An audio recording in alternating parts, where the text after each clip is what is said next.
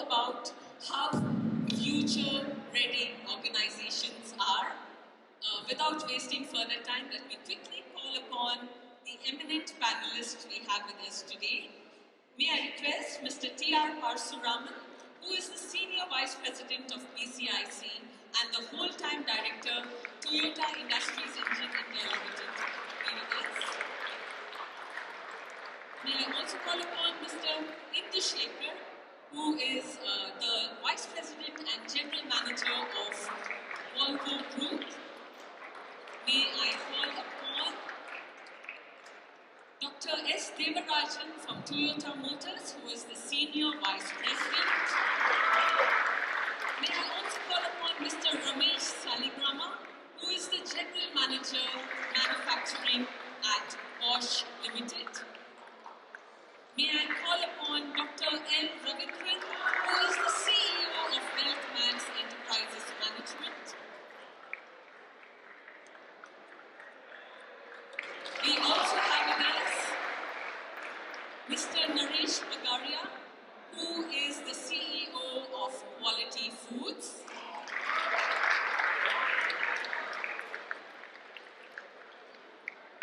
Gentlemen, it's really lovely to have you with us because this is a very exciting subject. We do not talk about the present, we talk about how future-ready organizations are. And I think thinking about the future just takes us on a leadership lead because we can curate different ideas and thoughts. For all of you in the audience, this has not been pre-planned. The questions have not been asked. So I think this is something where all of us can learn from. What is it that the thought leaders across BCIC really engage with in their organization? And how can we all learn to adapt ourselves to make a difference? I would like to start by asking Dr. Devarajan, from the manufacturing perspective, TVS, a lot of changes happening in the marketplace. What are some of the steps that you all are doing and taking to make your organization future ready? Thank you very much. Good morning. The only thing that is constant today is change. From our requirements, we make two-wheelers and three-wheelers. Changes are happening in customer preferences. So, a lot of you are the customers for our vehicles. There's a huge demand of changes. What's happening in the car industry is coming into the two-wheeler industry. What's happening to the cell industry, the cell phone industry is coming to the two-wheeler industry and three-wheeler industry. So, there's a lot of change happening in the entire Indian industry. One more thing is from April 1st, BS6. We are having BS6 much more stricter than the April 5. A lot of change is happening in the Indian industry in terms of the vehicles which we make and the vehicles which we use. That's going to give you a better fuel efficiency. So there's a customer benefit. So this change is coming out of a lot of demand from the customers of what new thing can be happening. Similarly, same thing is happening in the manufacturing industry. In the factory, as well as a lot of things changing. Automation, thinking of the new things coming to the factory. So being that changes, we are trying to make foundation ready in terms of giving innovative ideas for youngsters. A lot of new things are in terms of the applications portion of it. So it's a huge change and shift towards what can be accepted and what can be adopted by all of us. And all of you are in a fantastic time in which you will be coming to the industry with a lot of new ideas. That's the way we Exciting and insightful points that you have raised. Let us ask the Senior Vice President of BCIC, Mr. T.R. Parsuraman. A lot of changes that are happening across corporates and BCIC is leading the way. What is your advice to corporates to gear up for future initiatives? Thanks, Samira, and good morning all. I think the key to the futuristic is the order of flexibility. I think change, as you say, is always constant, which is continuously changing and we have options. I think how do we develop the flexible leaders to take the challenges? Today the big challenge is the leaders have mindsets and they have fixed opinions. And therefore the change is something astronomical. I mean, the future technology is going to be completely different. As you all know, today the Internet of Things, the digital transformation, the 3D printing, machine learning, artificial intelligence, they're all taking the corporates and manufacturing organizations to a new paradigm. So what I feel is how agile the leaders are to these changes and have an open mind to accept these changes. I always remember the words of Swami Jagabodananda, who said an experiencer should have an experience without having an experience, which means you should have an open mind. For example, you go to watch a movie in a theater, you are the experiencer, watching the movie is the experience. If somebody has told you that already the movie is useless, you have already lost the experience. Therefore, I think the key is how you can be ultra sharp, agile, and I think the organization should develop leaders with that kind of flexibility, meaning they should be able to work in different domains, and you should break all the conventional wisdom of functional specialization. I think that would be the biggest key that organizations should be looking for. Well said. And let us go to Mr. Indushekar. When Mr. Parasuraman spoke about flexibility in the workplace, companies are moving from issuing directives to more collaboration and knowledge sharing. How does Volvo take communication and strategy forward? Good morning. First of all, my pranams to my Bhagwan Sri Satya Sai Baba, who has made me to come to this part of the life. And so I thank my Guru. Next important is to thank Samira, BCIC organization, and the industry experts for giving me this opportunity to be here today. St. Francis, amazing, amazing campus. Thanks to Brother Solomon and Matthew. And all of you are rocking today. So the question, if I go back to the question, collaboration and the strategies. The word collaboration, when you really get into it, it's very to say, yeah, we need to collaborate. We need to co-collaborate and, achieve this milestone. But there's a very, very, to reach that excellence in collaboration, organizations are actually struggling. And when the desired results are not coming in, then we blame it on there wasn't good collaboration. So, in that sense, organizations today are trying to take a step back and go to the root cause of it. Are we communicating enough? COVID is an issue, but are we communicating enough? Are we communicating enough to change our behavior? Are we cooperating enough?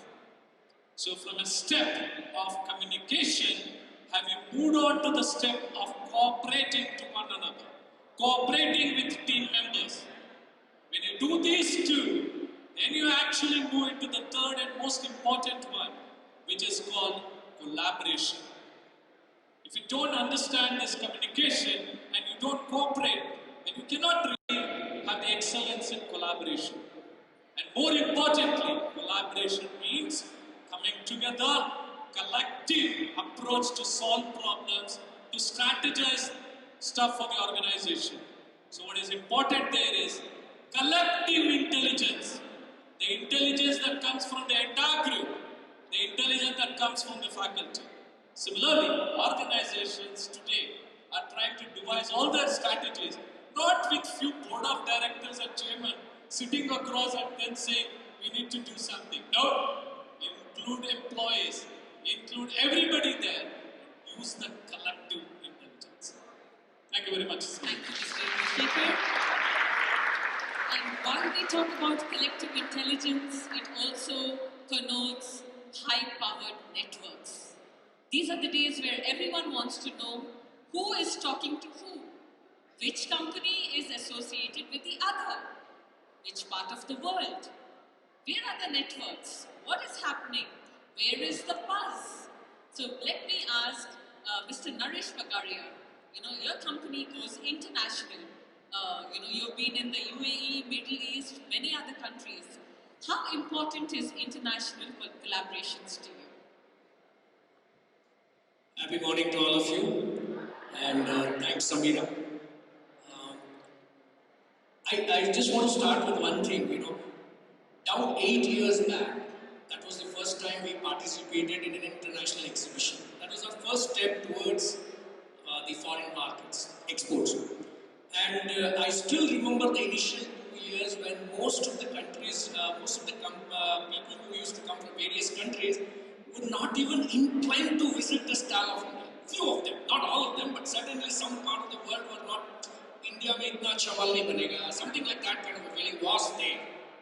But let me tell all of you here today, we are there. We've been participating in one of the biggest exhibitions in the world on food. And today, in the last 5-7 years, the entire scenarios have changed. Today, the best of the European client, the best of the US client, Australian client comes not just to my style, any of the Indian style, and that's the kind of reputation that we have built in the last 7-8 years or so. Now, it could be due to the new political change, it could be maybe evolving of our own country, but there has been a drastic change. And I'm sure it's the right time for all youngsters like you to lay the foundation when you, another 4-5 years or 6 years, when you start your industry or go into a new profession. I think India has really emerged on the international map, and it is the right time for all of us in manufacturing. I'm sure the automotive world might be going through a little turnaround, but I'm sure the opportunities are immense. It's only a time frame when everybody will come up. And people like us in the FMCG industries, I'm sure that the future is very bright and we can really work together on that. Thank you. Great. So looking at a bright future, we also have with us Mr. Ramesh Saligrama. And if you can tell us, what is your perspective of today, the present times, and what are some of the competencies needed, not just by people and employees, but by companies as well, to emerge successfully? No. Good morning. Thank you, Samira. See, I will touch upon here what I recall. Two things. One is, all along when we joined our professional career, we used to look for lifetime employment. So I take myself, if I have joined Bosch, till retirement I will stay with Bosch. Or in the past, my parents used to say, get into one government employment, so you will be safe. So now the shift is the lifetime employment is versus employability. Now lifetime employment can still be dreamt provided one individual is employable. So why I say this is, in the past, all of us knew how long Ambassador lived. Now you can see every year how many models will come and how fast the product life cycle is ending. I still recall one of my product where when I joined, I used to be told, hey, why are you joining into this department? This product is going to die.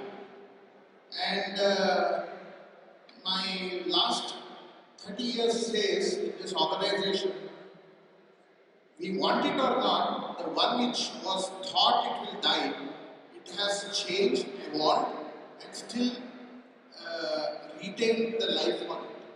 The one which took the birth about 10 years ago, last year it has already gone. So that means if I don't adapt, if I don't catch up, then I will die.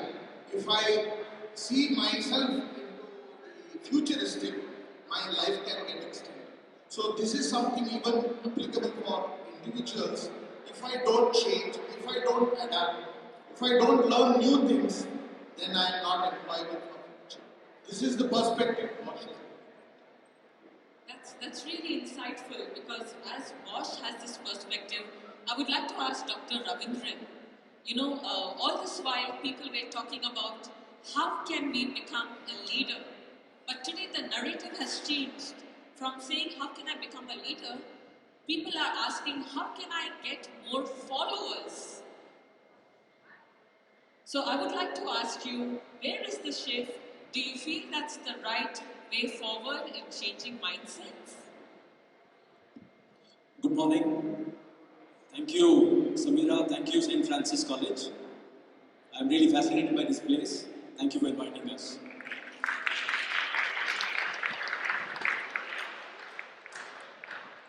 Your question has been one to do with how to deal with the change. Is that right? And what else? How to get followers.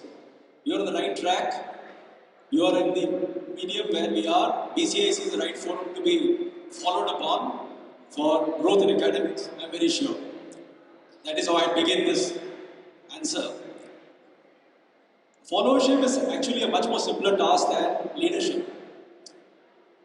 If you look at the business practices of the past, you'll always find the market leader and the innovator always not succeeding. It is the follower who makes it. Let us look at two different examples. Eastman Kodak, for example, were the pioneers, right? All of you know Kodak? You know Kodak? Have you heard about it?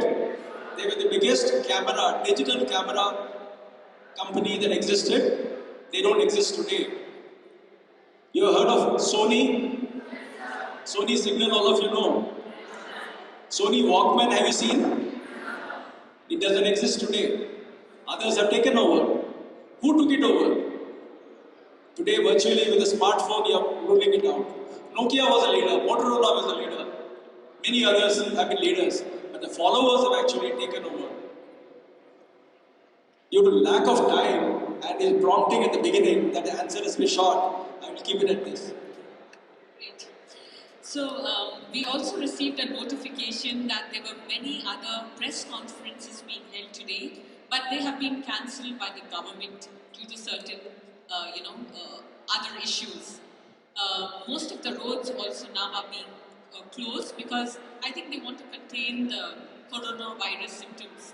So due to shortage of time, if I could just wrap this discussion with two instances and have your views. Is that okay? For the benefit of our students, pay attention. So I was reading the newspaper, yesterday, and I read this very fascinating topic of Elon Musk. And I don't know, it's something that I felt out of this world.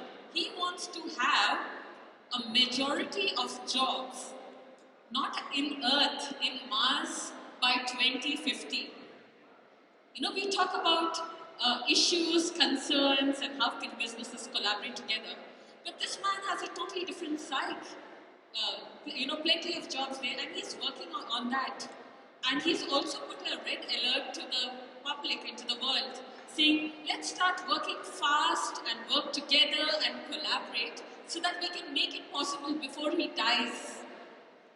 So I would like to ask the panel on my right, what is your take on it? Does that make sense? Is that something superficial?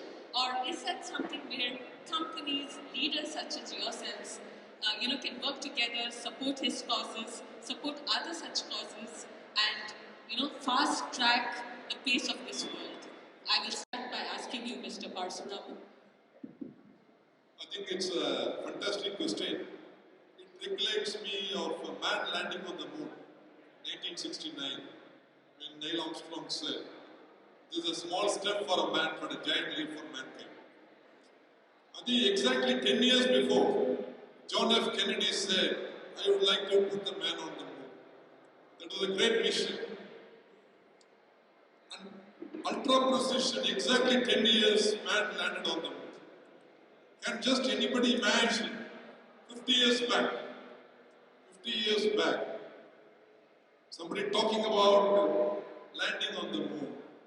60 years back, Kennedy said it was 1959. Exactly it happened. I think the vision of the leader is able to see that kind of farsightedness. Compared to that kind of a goal, putting man on the Mars is not a very difficult challenge. 60 years back we talked about it, and today it is a reality. And definitely I think that kind of a thinking is very important. Another example, people asked Steve Jobs about the iPad. When iPad was launched, they asked Steve Jobs, we had never seen him talking to the customer. How did you launch this amazing product? And Steve Jobs said, normally you talk to the customer, try to get his expectations. But we always look at 3 or 4 levels, even beyond what the customer can think. Imagine, for example, when iPad was thought about, people didn't have any idea about iPad. Palm talks, desktops, laptops are very popular. So when you go to that kind of a level, he calls it an epiphany or the cloud busting of ideas, where there is no competitor for it. I think that is the kind of a level he is looking at. So for iPad, there is no competitor for the last several years. Nobody is able to go near to that. I think from that perspective, I think what he said is right. Similarly, same thing is Wright brothers. When they started flying the plane, it was something amazing. I think looking into the stories, definitely 2050 landing on the Mars is definitely a possibility according to me. Thank you. I can just add a comment over here. You know, we call in management big, hairy, audacious goal. Be happy. So, what you said is something like, you know, getting or creating jobs in Mars. Maybe setting as a BHAG. Maybe Google has a BHAG, we want to be in here. Okay? Lalit Modi, IPL 20, the man who created that business. When everybody complained that spectators don't come to the stadium, he said, create entertainment in stadium. That's the BHAG. So it continues in the world of business. Well said, well said. And Dr. Devarajan, can we have your views? Your thought is your destination. The dream, what we have, definitely is going to be the change which is going to be made. Maybe we talk about arts. With a lot of products coming in to be changed. With the way of traffic, people think that highway with the transport area, we can make a lot of changes inside. So each one you should take this idea and say what all can be done. In our education system, for example, what all changes can happen to make changes will happen in the entire thing. So when he's talking in the morning, how we can extend your education to have 3 major areas in terms of your own economic study, which you're going to make in the commerce area, in terms of the environment and society. Society, all these 3 areas, with this audition role, when you think what will be our next idea, or what will be our next contribution, what we all can make. I think it's a thought process which is coming in. May not be to the Mars or may not be to other areas, but what changes can happen in our own experiences, what changes can happen in our own application, and hence what are we doing today? I think we'll be taking it forward. Thank you, Dr. Devarajan. And now over to the panel on my left. So there was a book that I was reading by Dr. Shashi Tharoor, which talks about the New World Disorder. And he says with all the chaos in the world, Mexico, US, Ukraine and different countries, India can really emerge as a superpower. Now while he says that, another article that I read, I think it was on March 5th, was by ISRO. And they were planning to launch the geo satellite, the geotagging satellite, so that every nook and corner, especially of India to start with, could be tracked for various purposes. But what happened is, due to some technical failure, that was slowed down. So I would like you all to get into a debate exactly opposite to what they have said. Does it make sense to have these huge visions and aspirations forward? Or do we need to take it slow, keep our ear to the ground, and still have our strong foundation in place? I would like to start by asking Mr. Ramesh Saligrama.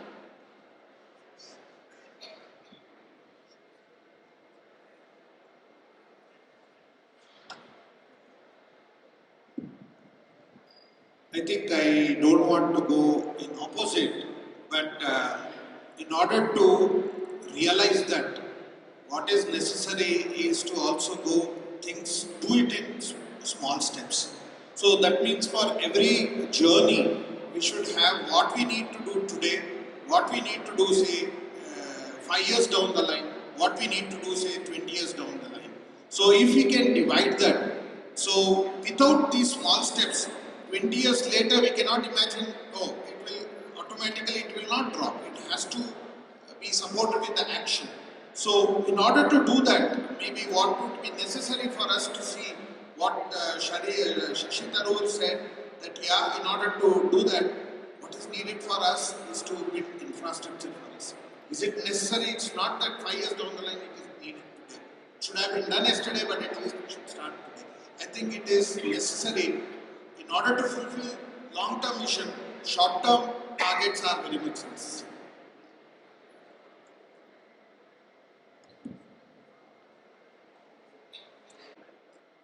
Can we always continue to say, ever since my childhood, that India is an underdeveloped country and we are a poverty-ridden country, that we cannot think big? I never could study in a college like this during my graduation days. Right? The kind of facilities that is provided today is unimaginable. Would the children of these days ever go to the college that I went to or the school that I went to? No. Right? So therefore the dreams have certainly got to be much bigger. India is no more a country which can dream small. Thank you, and over to Naresh. I just want to add to while we need the Elon Musks of the world, we need Steve Jobs, we need a lot of these kind of terrifying people. But if I look from my perspective, from the Indian perspective, then my points would be how much changes on the ground at the grassroots level for a country like India. Like for example, has the life of an agriculturist changed? I think we really need to ponder about it. Have education system changed? If you ask me the place where we are sitting today, will not be much enough. I think there also we need something to really change about. A lot of things that have been taught 20 years back to me, there has been changes, no denial, but there has to be a lot of things. Is the what industries like us we need? Are these people who are going to come up, let's say in the next 3-5 years, are they ready to be just taken inside without doing any training? Are very minimal training? I think no. There are a lot of changes. I think at the grassroots level, if we can do these two fundamental changes that comes to my mind, would help a lot. I think that's been a very insightful discussion. May I request all of